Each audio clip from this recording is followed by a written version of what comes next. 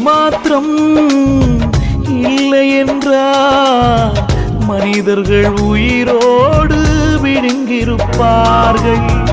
நீர் மாத்திரம் இல்லை என்றால் மனிதர்கள் உயிரோடு விழுங்கியிருப்பார்கள். நிற்பதுமே நிலைப்பதுமே நிற்பதுமே நிலைப்பதுமே கிருபையினால்தான் வாழ்கின்றேனே, கிருபையினால்தான் வாழ்கின்றேனே.